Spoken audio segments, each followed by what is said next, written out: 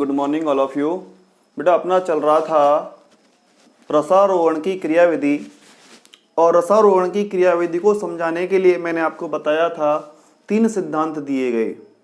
जो पहला सिद्धांत था वो वाइटल फोर्स थ्योरी था, जो दूसरा सिद्धांत था वो रूट प्रेशर थ्योरी था, और जो तीसरा सिद्धांत था वो था फिजिकल फोर्स थ्योरी।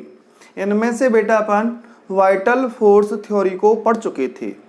आज अपन बात करेंगे किसके बारे में? रूट प्रेशर थ्योरी के बारे में। किसके बारे में बेटा? रूट प्रेशर मूल दाब सिद्धांत, रूट प्रेशर थ्योरी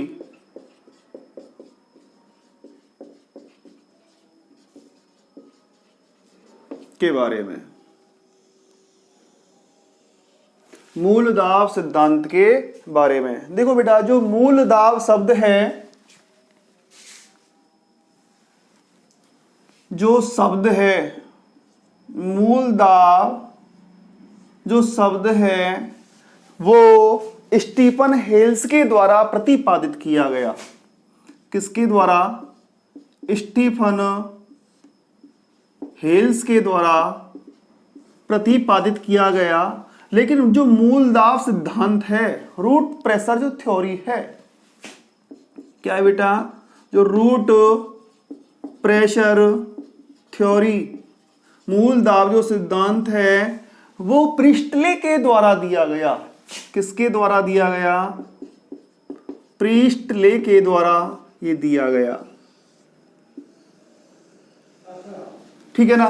अब बात करते हैं ये मूल दाब क्या है, और यह मूल दाब रसारोहण में किस प्रकार सहायक है। देखो, जो मूल दाब है वो एक जल अवशोषण के लिए आवश्यक धनात्मक बल होता है। क्या होता है? धनात्मक बल होता है। जैसा कि आप जानते हो कि मूल कोशिकाओं के द्वारा, किसके द्वारा? मूल कोशिकाओं के द्वारा जल का अवशोषण होता है। क्या होता है बेटा? जल का अवशोषण होता है, और ये जो अवशोषण है वो सक्रिय विधि के द्वारा भी होता है या सक्रिय जल अवशोषण होता है। क्या होता है? सक्रिय जल अवशोषण होता है, जिसके कारण एक दाब उत्पन्न होता है, एक द्रव स्थैतिक दाब उत्पन्न होता है। द्रव स्थैतिक दाब उत्पन्न होता है किसके द्वारा? जल अवशोषण के द्वारा द्रव स्थैतिक हाइड्रोस्टैटिक प्रेशर उत्पन्न होता है। उसी हाइड्रोस्टैटिक प्रेशर को अपन मूल दाब कहते हैं। क्या कहते हैं? मूल दाब कहते हैं। अब सुनिए बेटा, दूसरे शब्दों में बात करें तो मूल दाब क्या है कि जाइलम जो वाहिकाएं होती हैं, जाइलम वेसल्स होती हैं, क्या होती हैं? जो जाइलम वेसल्स होती हैं, जाइलम वेसल्स में जो रस होता है, शेप होता है।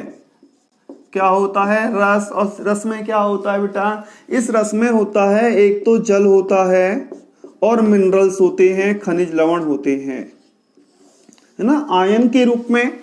किसके रूप में? जो खनिज लवण होते हैं वो जल में आयन के रूप में घुलित अवस्था में होते हैं। उसे अपन क्या कहते हैं? रस कहते हैं।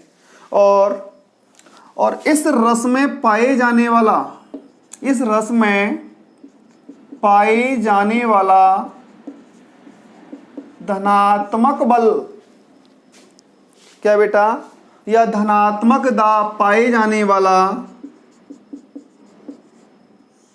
धनात्मक दाब क्या कहलाता है? मूल दाब कहलाता है। रूट प्रेशर कहलाता है। क्या कहलाता है बेटा? मूल दाब। मूल दाब क्या है?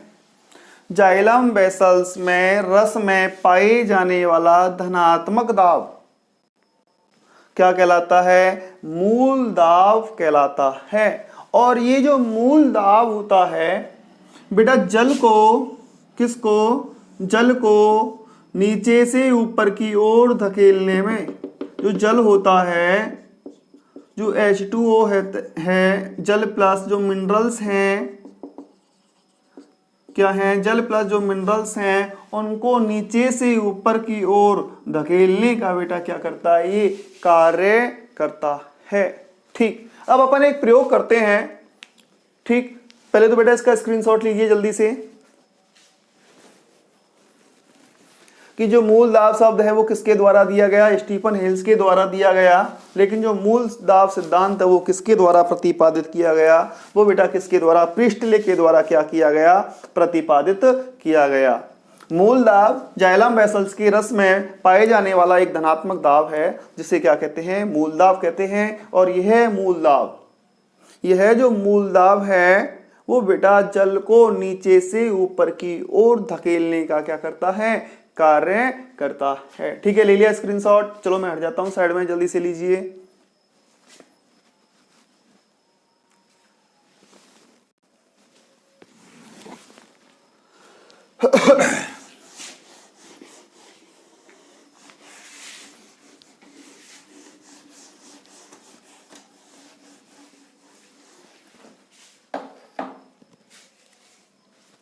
देखो बेटा, इस मूल दाब का जो मापन है, मूल दाब का जो मापन है वो मैनोमीटर के द्वारा किया जाता है। दाब मापी के द्वारा किया जाता है।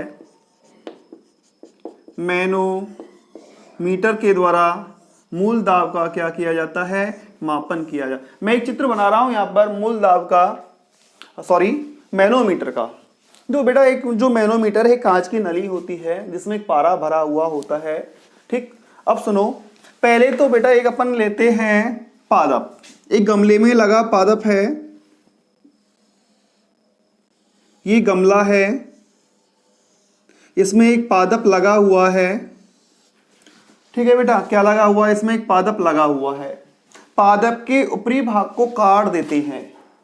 ठीक है, काट दिया। ऊपर का जो भाग था, तना था, पर्ण थी, पुष्प थी, उसको क्या कर दिया अपन ने बेटा? काट दिया। गमले में लगा एक पादप है। ठीक है ना। अब यहां पर एक बांध दिया जाता है रबर बैंड, और रबर बैंड की सहायता से कांच की नली को अपन क्या कर देते हैं बेटा? जोड़ देते हैं। क्या कर देते हैं? एक कांच की नली को क्या कर दिया जाता है? सीधी है ये वैसे नली, अगर मुझसे टेढ़ी हो जाए तो ये मत सोचना टेढ़ी होती है। ठीक है बेटा, ये कांच की एक नली है।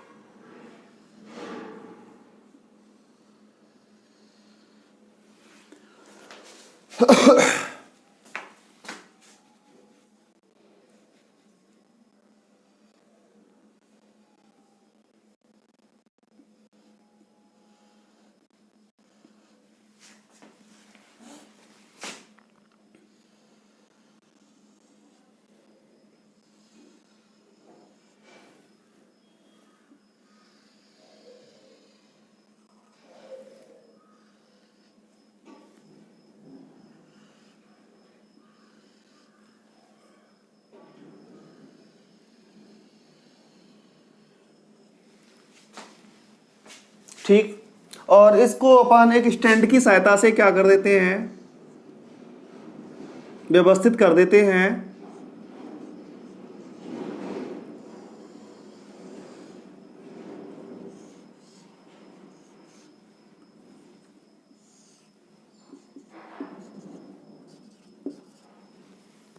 एक स्टैंड की सहायता से बेटा क्या कर दिया अपन ने? इसको व्यवस्थित कर दिया। देखो, इसमें होता है यहां पर अंकन। क्या होता है? अंकन होता है। और इसमें भरा हुआ होता है पारा। क्या भरा हुआ होता है इसमें? इसमें पारा भरा हुआ होता है। ये आपको पता है क्या है? स्टैंड है। ठीक, और बेटा ये है आपका क्या है? तना है ना। ये है बेटा क्या? रूट। और ये जो कांच की नली है बेटा, इसमें भरा हुआ होता है जल। क्या भरा हुआ होता है? जल। अब इस प्रकार अपन ने प्रयोग को क्या कर दिया? व्यवस्थित कर दिया। ठीक है ना।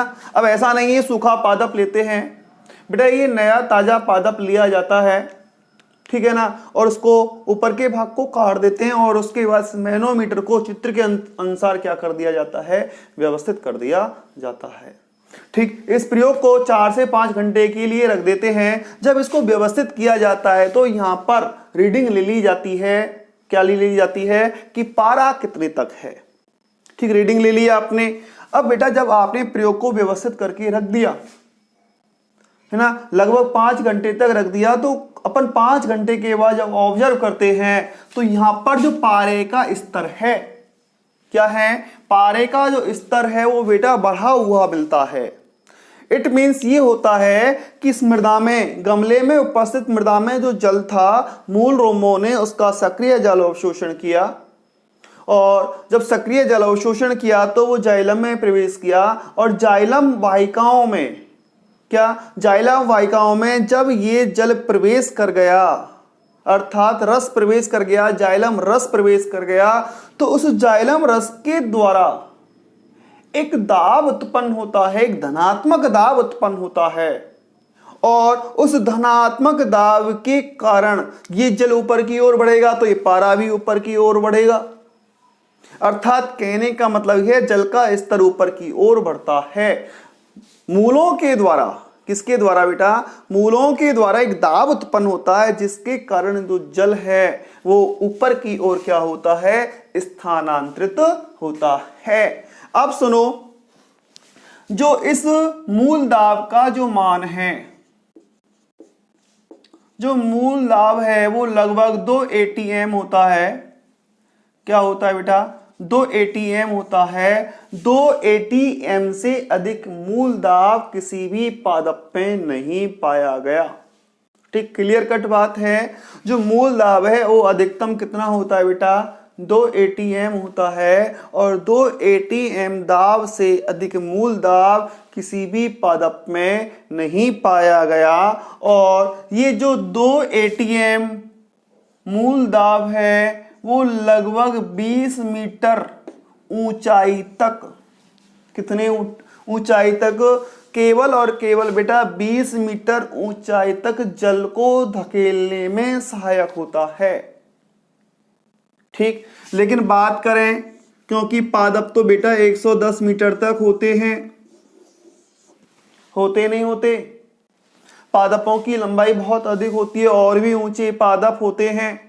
अब उनमें जल को पहुंचाने के लिए, जल को धकेलने के लिए लगभग 12 ATM की क्या होती है? 12 ATM मूल दाब की आवश्यकता होती है। 12 ATM मूल दाब की क्या होती है बेटा? आवश्यकता होती है, जो कि मूल के द्वारा कभी भी उत्पन्न नहीं होता। तो कहने का मतलब ये है कि जो मूल दाब है वो छोटे पादपों में जल को धकेलने का कार्य करता है, लेकिन लंबे काष्ठीय पादपों में, कौन से पादपों में? लंबे काष्ठीय पादपों में जल को धकेलने का कार्य नहीं करता। अर्थात ये कुछ शाकीय पादपों में, झाड़ीय पादपों में और कम लंबाई के काष्ठीय पादपों में जल को धकेलने का कार्य करता है, लेकिन काष्ठीय बहुत लंबे पादपों में ये मूल दाब जल को धकेलने का कार्य नहीं करता। ठीक, अर्थात कहने का मतलब ये है कि सभी पादपों में मूल दाब नहीं पाया जाता, और विशेषकर जो जिम्नोस्पर्म होते हैं, विशेषकर बेटा क्या होते हैं? जो जिम्नोस्पर्म होते हैं, है ना, जिन्हें अपन अनावृत बीजी कहते हैं, विशेषकर जो जिम्नोस्पर्म होते हैं जिन्हें अपन अनावृत की बीजी कहते हैं, और अनावृत बीजी पादपों में ये मूल दाब रूट प्रेशर नहीं होता, ये मूल दाब रूट प्रेशर नहीं पाया जाता है। ठीक है, समझ में आया? दोबारा से सुन लो बेटा, जो मूल दाब है और मूल दाब का जो मापन है वो मैनोमीटर के द्वारा किया जाता है। मैनोमीटर को चित्रक के अनुसार अपन क्या कर देते हैं, व्यवस्थित कर देते हैं। एक गमला लेते हैं, गमले में लगा पादप लेते हैं, पादप के ऊपरी भाग को काट देते हैं। ठीक, वहां पर रबर बॉल्व के साथ, रबर की नली के साथ उस मैनोमीटर को व्यवस्थित कर दिया जाता है। प्रयोग को 5 से 6 घंटे के लिए रख देते हैं। प्रारंभ में जब इसे रखा जाता है तो रीडिंग ले ली जाती है। ठीक, लगभग 5 से 6 घंटे के बाद देखते हैं कि जो पारे का जो स्तर है वो बढ़ा हुआ मिलता है, अर्थात जल नीचे से ऊपर की ओर धकेला गया। और जो जल नीचे से ऊपर की ओर वो धकेला गया, वो किसके कारण धकेला गया बेटा? किसके कारण? मूल दाब के कारण धकेला गया। जो मूल दाब है उसका अधिकतम मान कितना होता है? 2 ATM होता है।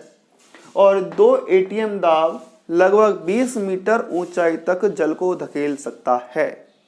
इससे अधिक ऊंचाई तक ये जल को नहीं धकेल सकता। जो ऊंचे पादप हैं, जो बहुत ऊंचा लंबाई के होते हैं, ठीक है ना, जैसे सबसे लंबा पादप आपको पता है कौन सा होता है? बताओ।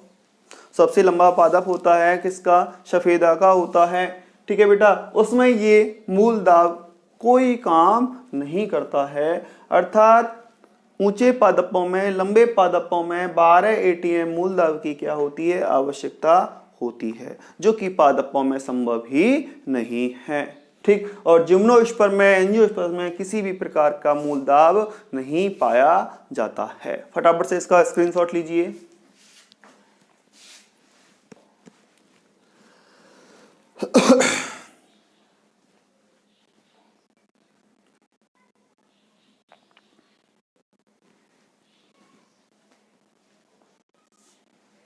ठीक, मिटा दूं?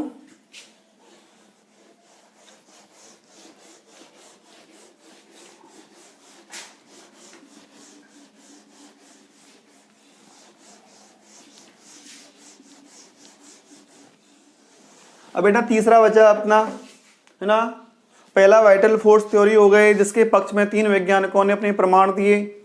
एक आपका रूट प्रेशर थ्योरी अभी हो गया। तो तीसरा है वो है भौतिक बल सिद्धांत। कौन सा है? भौतिक बल सिद्धांत, physical force theory. Physical force theory. देखो बेटा, फिजिकल फोर्स सिद्धांत क्या कहता है कि इस सिद्धांत के अनुसार जो रसारोहण की जो क्रिया होती है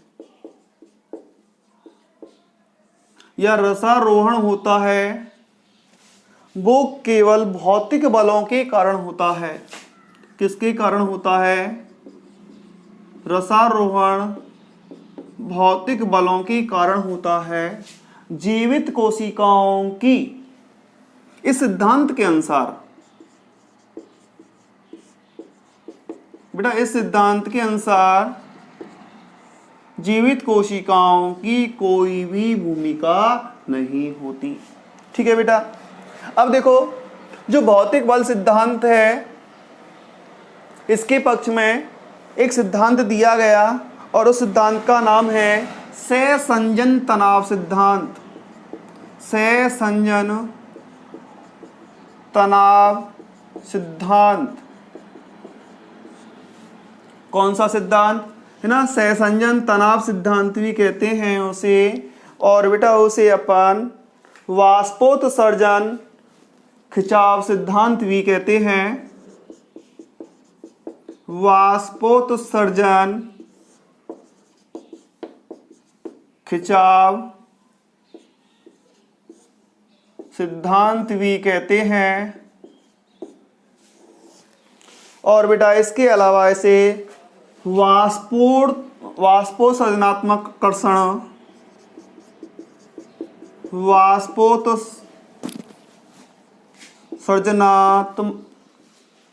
सर्जनाकर्षण ट्रांसपायरेशन पुल थ्योरी भी कहा जाता है।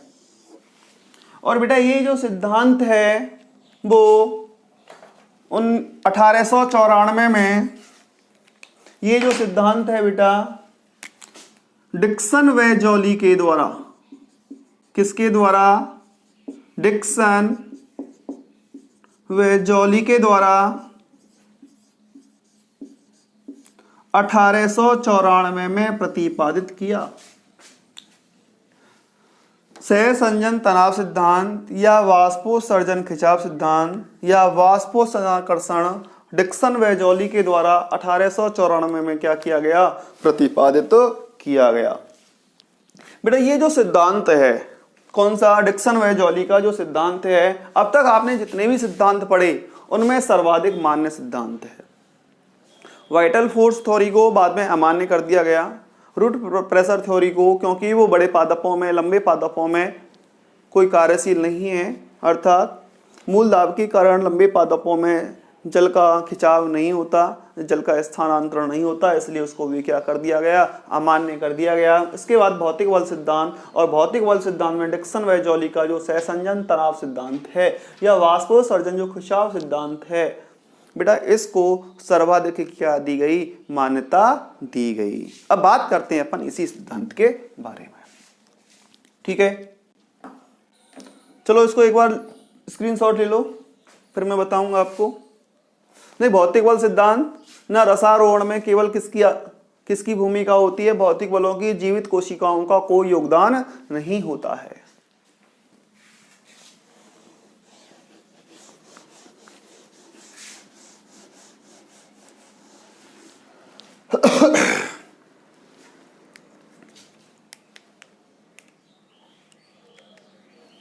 ठीक, अभी अपन ने बात की थी सहसंजन तनाव सिद्धांत, कोहेंसन टेंशन थ्योरी या प्रिंसिपल,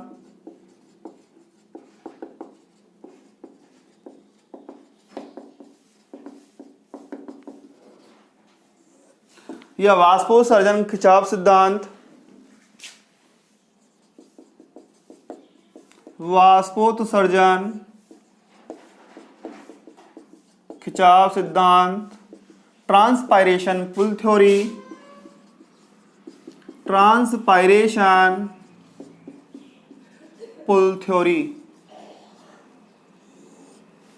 ठीक बेटा, अब बात करते हैं इसके बारे में। मैंने पहले भी बताया था आपको। देखो, एक पादप है, ये क्या है? ये नीचे का भाग भूमिगत है, ये मूल है, और मूल में आपको पता है मूल रोम होते हैं, और नीचे मृदा होती है। मृदा में बेटा क्या होता है? मृदा जल होता है ना, कैपिलरी वाटर होता है। जो मूल रोम होते हैं उस कैपिलरी वाटर को क्या करते हैं? अवशोषित करते हैं और पादप के शीर्ष भागों में है ना पहुंचाते हैं, पर्ण आदि में पहुंचाते हैं। पहुंचाते नहीं पहुंचाते? तो बेटा देखो क्या होता है कि पौधों में मूल से लेकर पत्तियों तक, किसमें? मूल से लेकर पत्तियों तक पौधों में रूट से लेकर लीफ तक, किससे? रूट से लेकर लीफ तक जल का निरंतर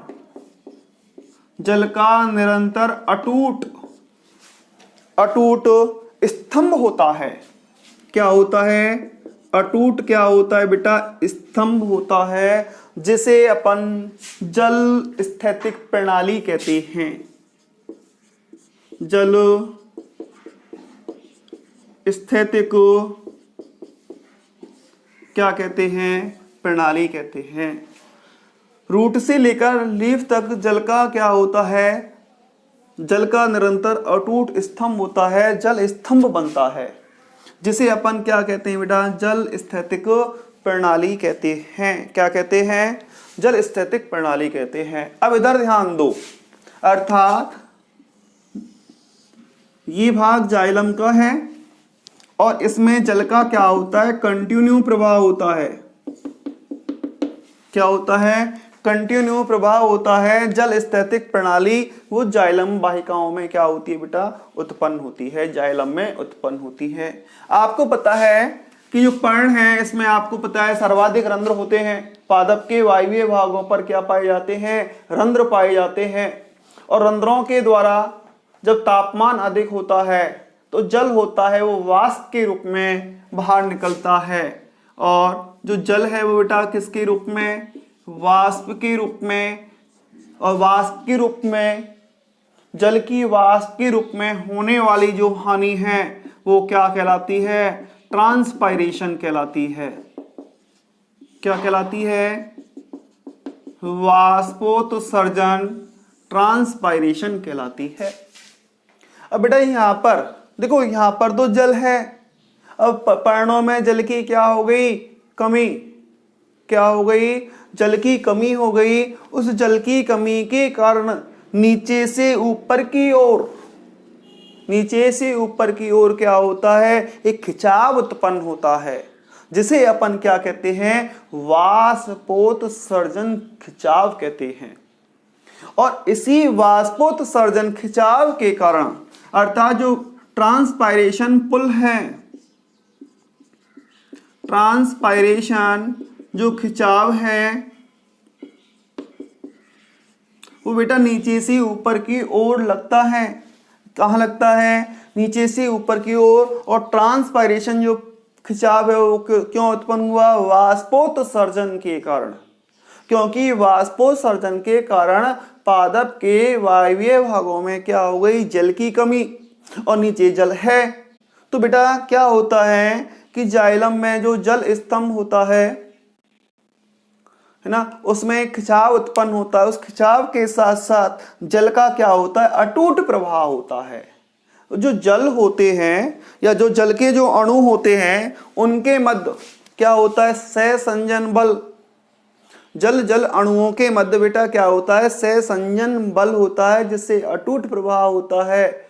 और जल अणु एवं इसकी भित्ति के मध्य जो बल होता है वो कहलाता है आसंजन बल कहलाता है। क्या कहलाता है, आसंजन बल कहलाता है। और इसमें जो सहसंजन बल है क्या है बेटा, कोहेंशन फोर्स है। जो सहसंजन जो बल है वो लगभग 45 से 207 ATM होता है। कितना होता है, 45 से 207 ATM होता है। और इस बल के कारण जल निरंतर नीचे से ऊपर की ओर वाष्पोत्सर्जन खिंचाव के कारण क्या होता है, स्थानांतरित होता है। इस सहसंजन बल के कारण जो जल स्तंभ है वो टूटता नहीं है। क्या नहीं होता, टूटता नहीं है।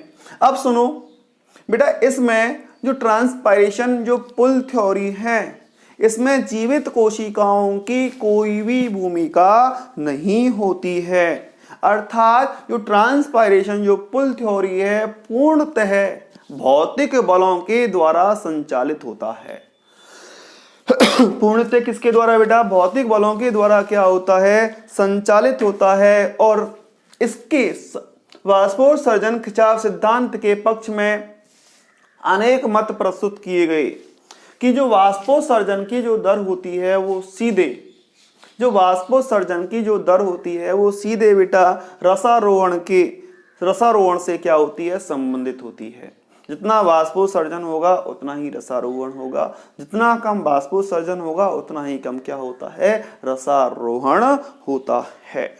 ठीक है ना बेटा, यहीं पर ये आपका जो अध्याय है वो क्या होता है, समाप्त होता है। Thank you. फटाफट से इसका स्क्रीनशॉट ले लीजिए।